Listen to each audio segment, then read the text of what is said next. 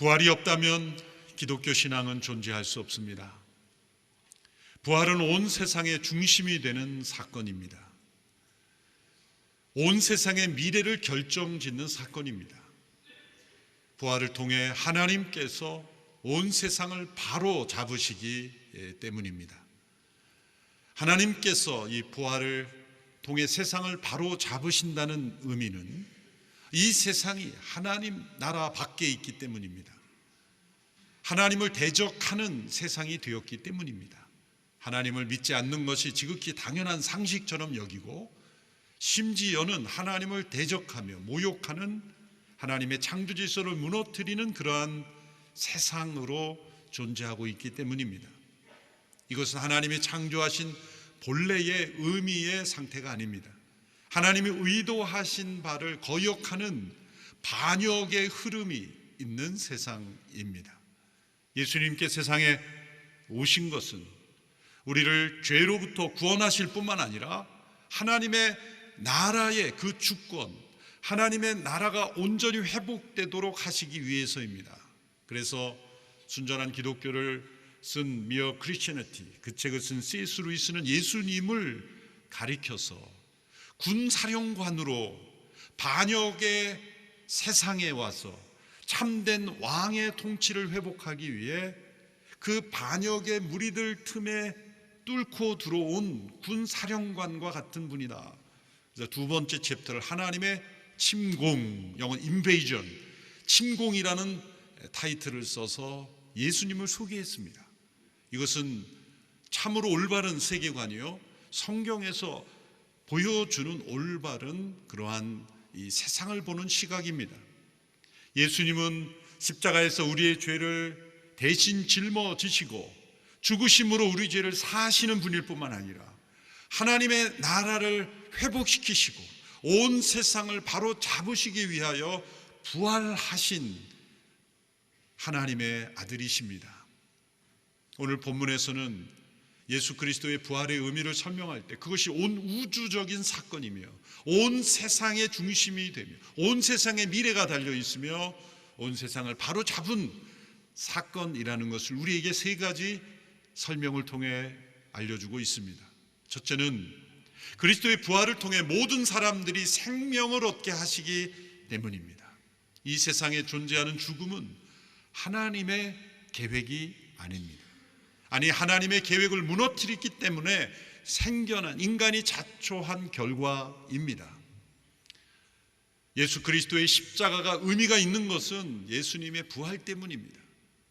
예수님이 십자가의 죽음으로 끝났다면 그 죽음의 의미는 영향을 미칠 수 없는 것입니다. 우리 죄를 대속하신 예수님의 죽음이 죄의 대속이 온전히 이루어질 수 있는 것은 그분이 다시 살아나셨기 때문입니다. 그러므로 십자가 부활은 연결되어 있는 것입니다. 도저히 뗄 수 없는 것입니다. 부활이 없이 십자가의 의미가 없는 것이고 십자가 없이 부활이 있을 수 없는 것이기 때문입니다. 예수님이 부활하심으로 오늘 본문에서는 잠자는 자들의 첫 열매가 되셨다고 말합니다. 첫 열매라는 것은 추수 때에 장차 많은 열매가 있을 것을 말하는 것입니다. 그것을 보증하는 것입니다. 이스라엘의 절기 가운데 유월절은 예수님께서 하나님의 어린 양이 되심으로 이스라엘 백성들이 출애굽 때 마지막 10가지 재앙으로부터 건짐을 받는 어린 양의 그 약속, 피의 약속을 통해서 구원받았음을 기억하는 것이라고 했습니다. 유월절 이후에 다가오는 절기가 초실절이라는 절기가 있습니다. 초실, 열매실자를 써서 첫 열매를 하나님 앞에 드리는 거죠. 그때는 주로 보리추수의 기간인데 보리 한 단을 하나님 앞에 바치는 그 절기, 그것은 장차 오실 예수 그리스도의 십자가가 유월절에 성취하면 부활은 초실절의 성취로서 장차 하나님께서 수많은 영혼들을 구원하시는 추수를 이루실 때 예수 그리스도의 부활이 첫 열매가 되신다는 것을 보여줍니다. 그것은 예수님만의 부활이 아니라는 겁니다. 예수님의 부활은 예수님은 하나님의 아들이시니까 부활할 수 있었지라고 끝나서는 안 된다는 거죠. 예수님의 부활이 곧 그를 믿는, 그래서 그에게 속한 모든 이들의 부활로 이어진다는 겁니다.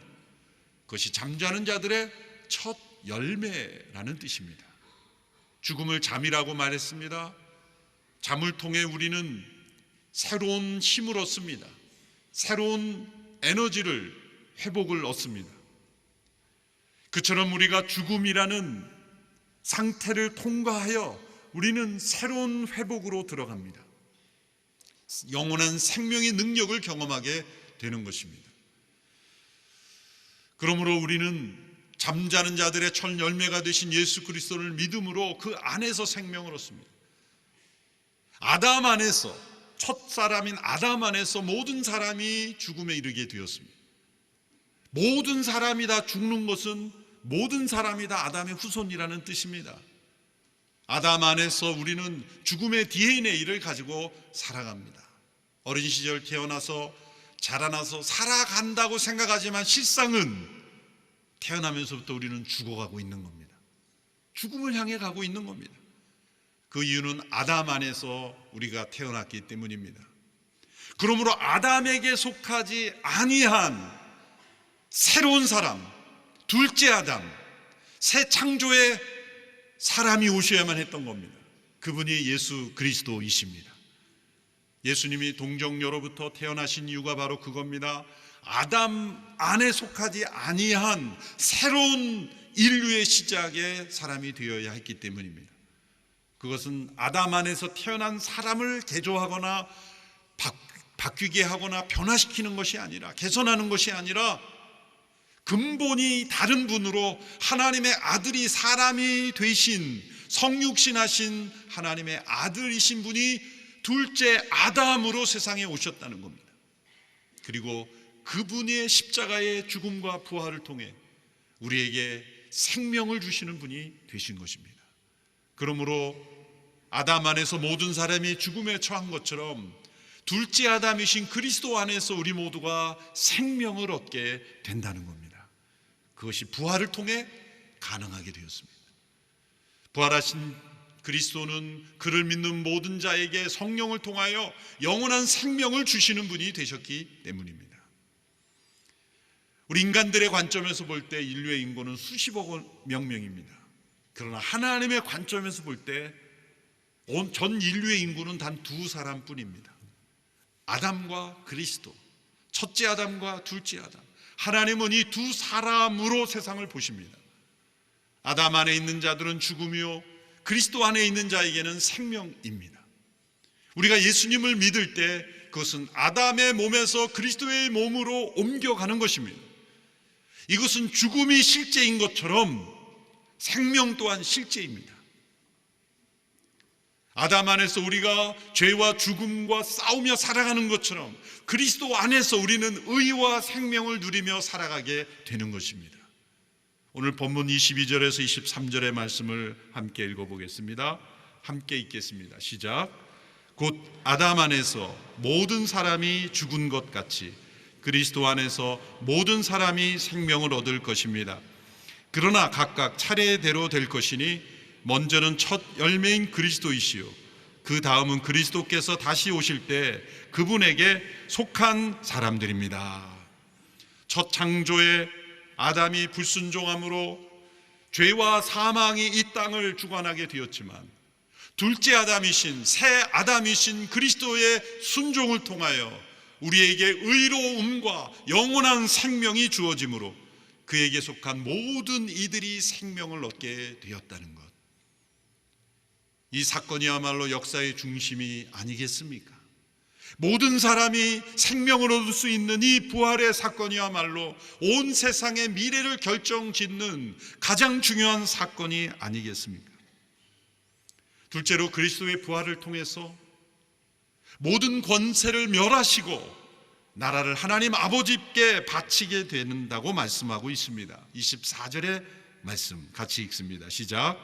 그 다음에 세상의 마지막이 올 것인데 그때는 그분이 모든 권력과 권세와 권능을 멸하시고 그 나라를 하나님 아버지께 바칠 것입니다. 이때의 권세는 하나님을 대적하는 권세입니다.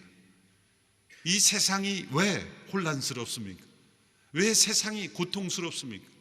왜 세상에 대해서 절망합니까? 이 세상을 주관하고 있는 타락한 권세 때문입니다.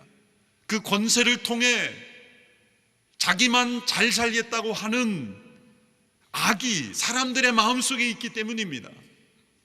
세상의 권력자들은 그 권세가 자기의 것인 양 착각합니다. 모든 권세는 하나님께 속한 권세요, 하나님께서 맡겨주신 권세입니다. 시간도 우리의 것이 아니라 하나님의 것입니다. 물질도 우리의 것이 아니라 하나님의 것입니다. 우리의 생명 또한 우리의 것이 아니라 하나님의 것입니다. 다 우리에게 맡겨주신 겁니다. 그러므로 우리는 시간의 청지기요, 물질의 청지기요, 건강의 청지기요, 우리 인생의 청지기입니다. 그런데 권세도 하나님께서 우리에게 맡기신 겁니다. 그러므로 어떤 종류의 위치에 있든지 그 권세는, 그 오소리티는 바로 하나님의 것입니다. 그러므로 우리는 권세의 청지기입니다. 그런데 타락한 죄 가운데 있는 인간들은 모든 종류의 권세를 자기의 것으로 여깁니다. 그것이 하나님을 대적하는 것입니다. 권위의 청지기가 되는 사람은 자신의 뜻대로가 아니라 하나님의 뜻을 구하며 자신에게 주어진 그 위치를 통해서 하나님의 뜻을 이루려고 할 때는 하나님의 공의와 사랑이 흘러가게 됩니다. 그러나 그 권세가 자기의 것이라고 알게 될 때는 불의와 타협하게 되고 탐욕스럽게 되고 다른 사람을 억압하게 되고 이기적인 지도자가 되어 버립니다. 에베소서 6장에 보면 12절에 이런 말씀이 있습니다. 우리의 싸움은 혈과 육에 대한 것이 아니라 권력들과 권세들과 이 어둠의 세상 주관자들과 하늘에 있는 악한 영들에 대한 것이기 때문입니다. 우리가 싸워야 될 대상을 권세, 권력, 어둠의 세상 주관자들, 이게 뭡니까? 하나님을 대적하는 이 세력들이 이 세상에 존재한다는 거예요. 사단이 왜 인간을 타락시켰을까요?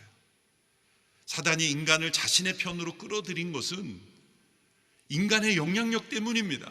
하나님의 형상대로 지음받은 인간, 만물의 통치자, 하나님을 대리하여 세상을 변화시킬 수 있는 권세를 부여받은 인간이 타락할 때 그 영향력이 엄청나게 세상에 미쳐지는 거죠.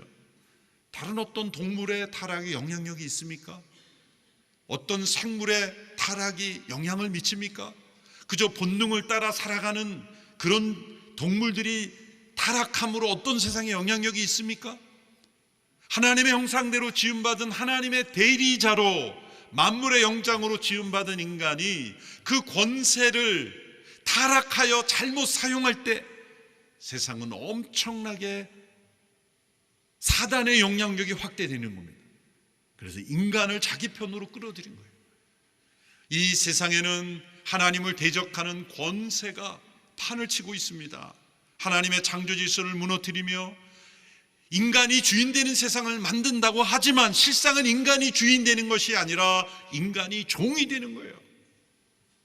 민주주의를 잘못 이해하는 사람들은 인간이 주인 되는 세상이라 말하지만 엄밀히 말하자면 인간 안에 있는 죄가 사람들을 사로잡는 세상이 될 위험이 있어요. 제가 민주주의를 부정한다는 게 아니라 잘못 이해할 경우에.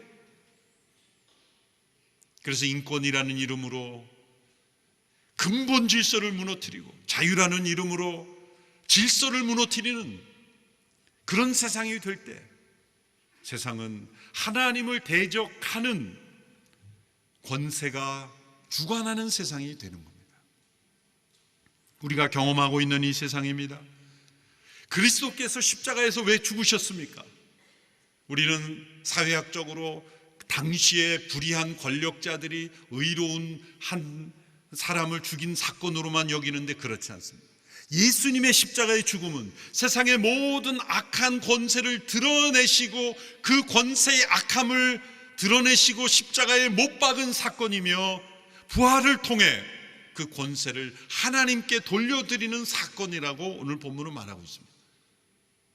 고린도서뿐만 아니라 골로새서에서도 2장 14절 15절에 개역 한글 번역에서 이렇게 말하고 있습니다. 우리 예전 번역으로 다시 한번 읽어보겠습니다. 시작. 우리를 거스리고 우리를 대적하는 의문에 쓴 증서를 도말하시고 제하여 버리사 십자가에 못 박으시고 정사와 권세를 벗어버려 밝히 드러내시고 십자가로 승리하셨느니라. 십자가가 어떻게 승리입니까? 십자가는 연약함 아닙니까? 십자가는 힘 있는 자들에 의하여 죽임당하는 그러한 패배 아닙니까? 부활이 없다면 그 십자가는 패배요, 연약함이요, 나약함으로 끝나는 겁니다.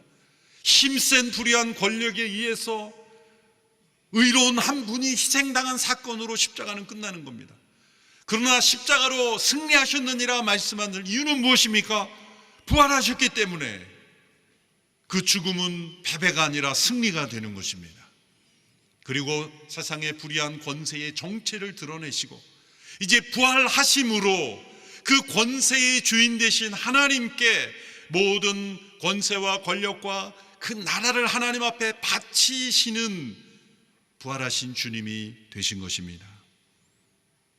예수님의 부활은 이 세상 나라를, 하나님의 통치를 거부한 이 세상을 하나님께 다시 돌려드리는 사건이 되었다는 거예요.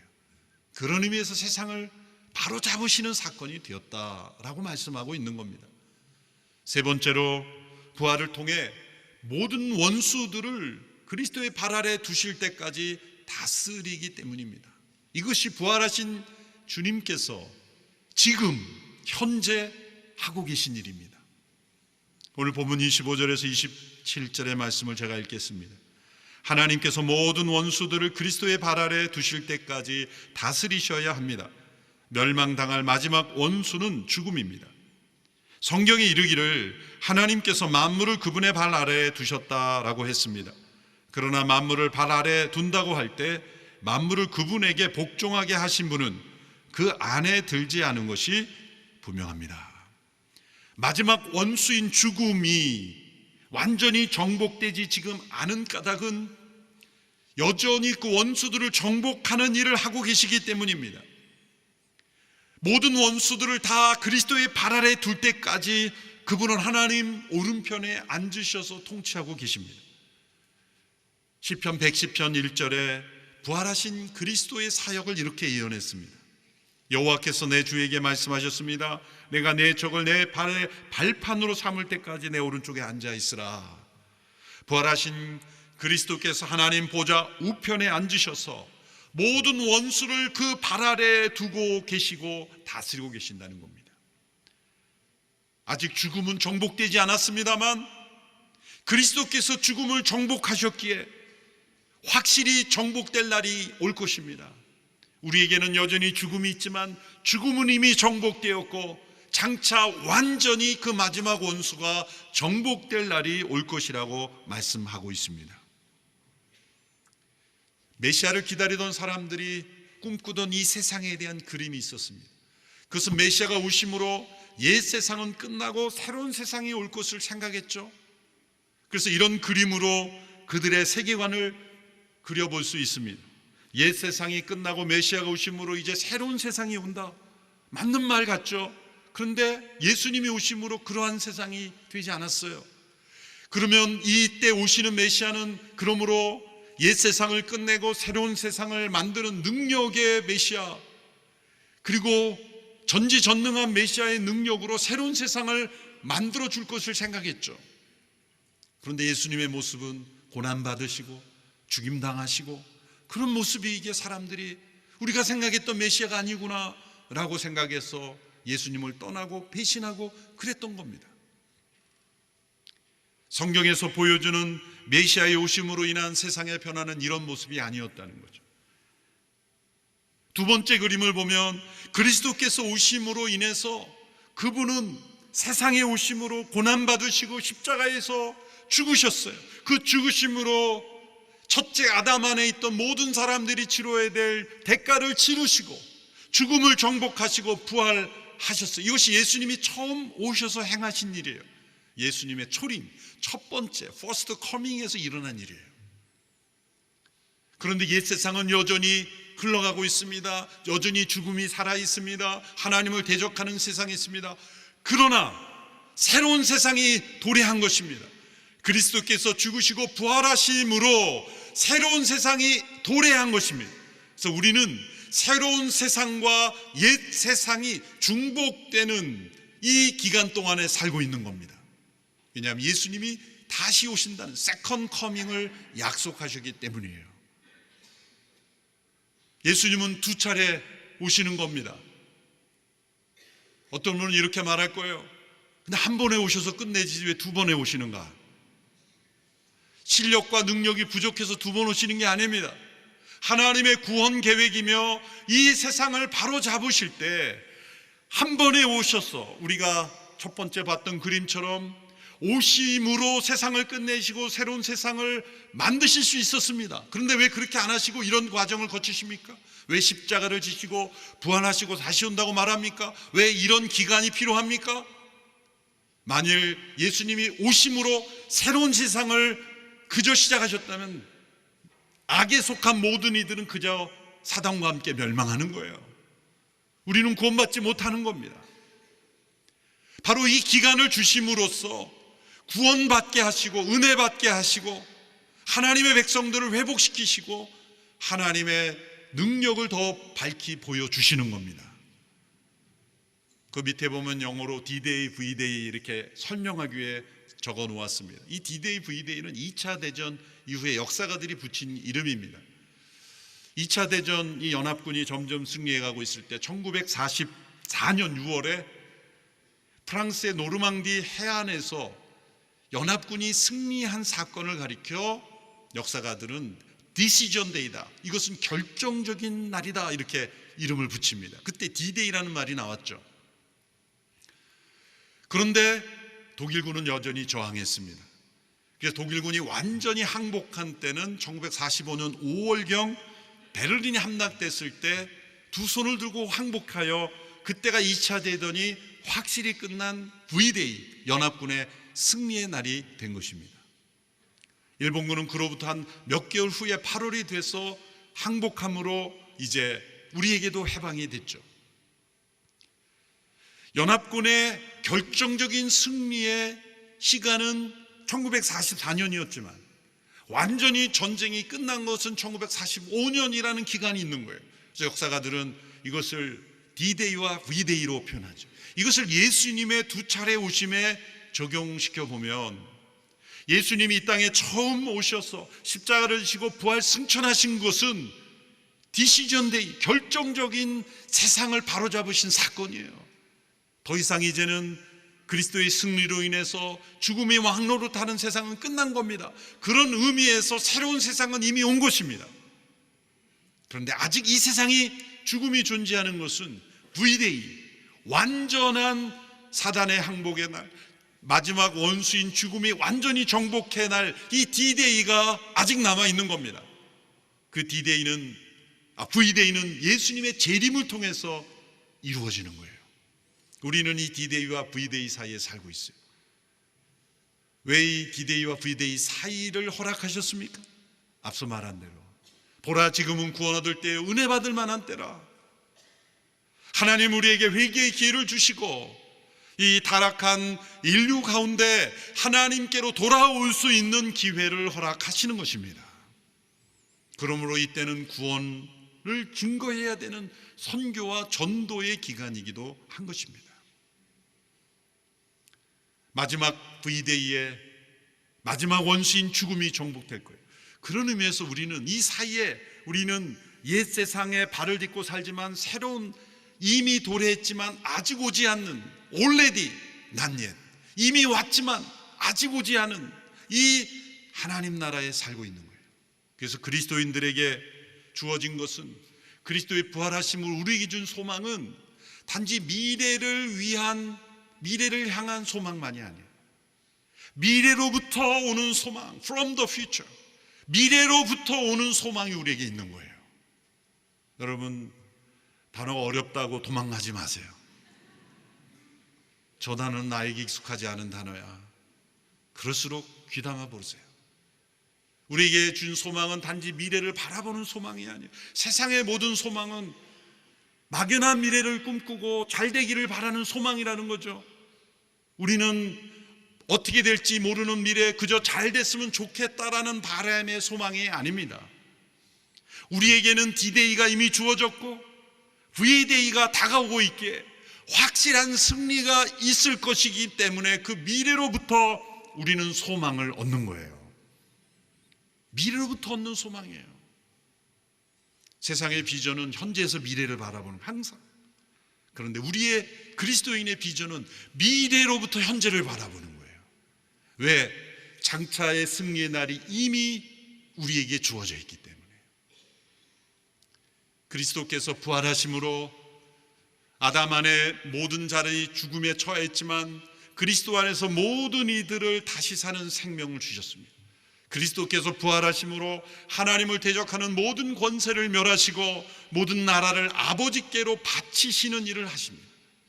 그리고 모든 원수가 정복될 때까지 보좌 우편에서 통치하고 계시므로 이제 다시 오시는 그 V-Day에는 더 이상의 은혜는 없습니다. 더 이상의 인내는 없습니다. 다시 오실 때는 영원한 멸망과 심판 아니면 영원한 생명과 구원의 구분만이 있을 겁니다. 그때도 여전히 아담 안에 있는 자들에게는 멸망밖에 주어질 수밖에 없습니다. 그리고 그리스도 안에 있는 자에게는 새하늘과 새 땅에 하나님이 허락하신 새로운 자연, 새하늘과 새 땅에 거하게 될 것입니다. 그러므로 부활은 하나님의 이 세상을 바로 잡으시는, 반역한 세상을 바로 잡으시는 결정적인 사건이 될 것입니다.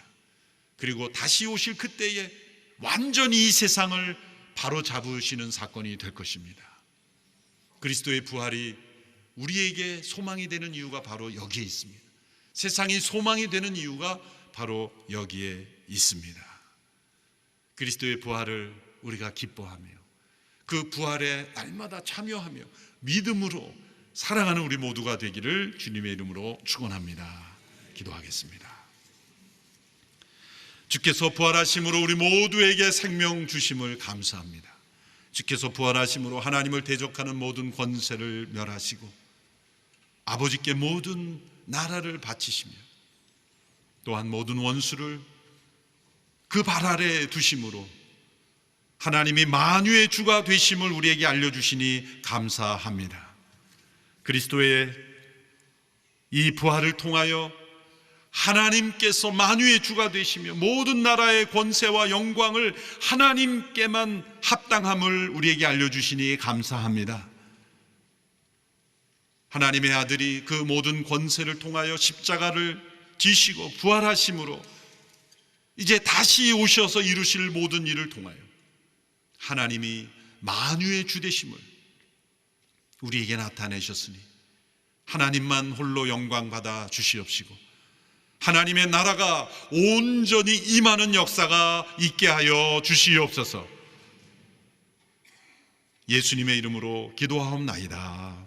아멘.